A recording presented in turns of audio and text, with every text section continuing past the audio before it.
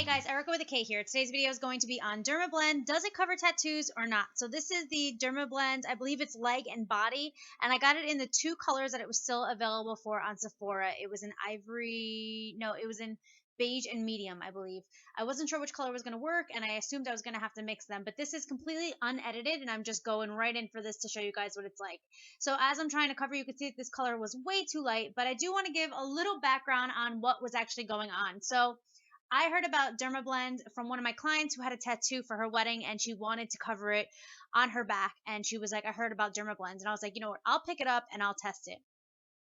So during this, I had mentioned it to my mom and she said, oh, I have this. And she showed me the DermaCoal, which I had mentioned in my DermaCoal foundation video. So there is a difference between DermaBLEND and DermaCoal. So do not get them confused. They are two very, very, very different products. So this one is DermaBLEND and it is meant to cover tattoos. So after I realized that the beige wasn't really covering, I went in with the medium. And you'll see how that looks because it's not that it wasn't covering, it just wasn't the same color as his skin, I should say. Let me correct myself on that. This is my husband, by the way, in case you guys didn't know, and this is a real tattoo. So I went on Sephora's website and I found it, and it's kind of expensive, but the tubes are really, really, really big. Like, they're very large. They're not typical makeup sizes. They're like humongous, like big. Like, you'll be able to cover a lot of tattoos with these. I wasn't sure exactly which one covered the best, like which brush or which method, if it was the first foundation brush that I was using, or if it was going to be this fluffy brush, or if it was going to be a beauty blender. So I wanted to try them all out because I just wasn't sure. I'm pretty sure my husband at this point is telling me how I have to blend it a little better, but whatever. So then I went in with this kind of fluffy brush, which I like to do foundations with brushes like this. So I thought, well, maybe this would be the one. What you're seeing in this video, it is covering tremendously. But I have to be honest, in real life, it doesn't. You could still see kind of a shadow. I don't know if it's because his tattoo is dark and blue, but honestly, when I used it on the bride, it covered really, really well. It covered perfectly for her, but she had like not very dark tattoos. And she also had like a mesh coating on her dress. But everybody was like, oh my God, that's phenomenal. I can't believe how well it covered. So it does get the job done, but I do want to tell you that in this video, it looks so much better than it does in real life. But it's still good enough to get it done. Does that make sense? I hope so. I also picked up the DermaBLEND setting powder, which is completely optional. I picked it up because I was like, well, if I'm going to be charging people for this service, I want to like do it right, you know? But you could use any kind of setting powder, I think would be just fine. I do like the setting powder for the DermaBLEND, but you can really use anything you want. I did obviously want to add more on because I really want to cover this tattoo. So the hardest part about covering a tattoo isn't to physically cover the tattoo. It's all about blending it out on the outside to match the rest of the skin. You don't want it to look like a big blotchy part of coverage on a tattoo, and so you'll know exactly where it is. You want to blend it so that it blends in with the rest of the skin. It looks like it's just skin.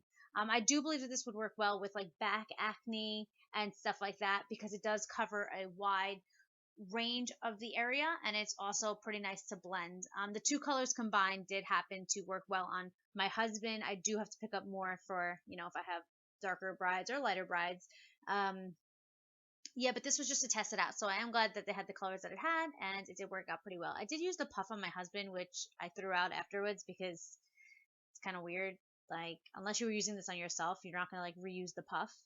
And at this point, I'm like, should I use the puff or not? Like, we were not really sure, but I wound up going for it. I don't even know what I'm saying at this point. All right, so I am going to fast forward a little bit of this video because it is a long process of me getting it on his tattoo. But you guys get the idea. You do want to blend it out as much as you can, and then you want to put the setting powder on. You can put as many layers as you want. It is totally buildable, but to make it seem more real, make sure that you blend it on the sides as much as possible.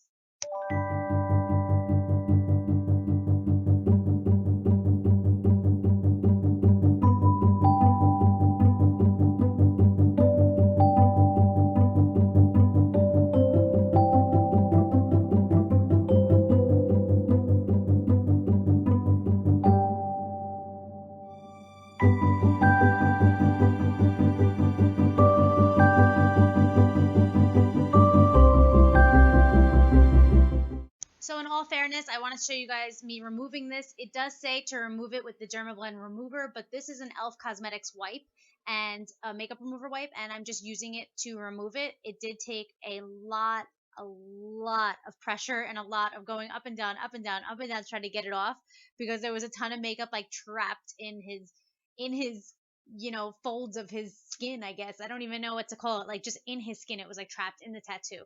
So maybe the DermaBLEND uh, remover would work better, but this did just fine. And then, he showered afterwards and whatnot. So there you guys go. I hope you guys enjoyed this video. Thank you so much for your love and support. Please don't forget to like and subscribe if you haven't already. I post a new video every Monday, Wednesday, Friday, with a blog on Saturdays and a vlog on Sundays. Nope, that was backwards. I have a blog on Saturdays and a vlog on Sundays. And I have a giveaway going on right now in my Poshmark closet. I will link that below. There's $200 to my Poshmark closet. If you guys are interested, you can go on over and check that out. All right, guys, thank you again so much. I love you, and I'll see you in my next video. Bye.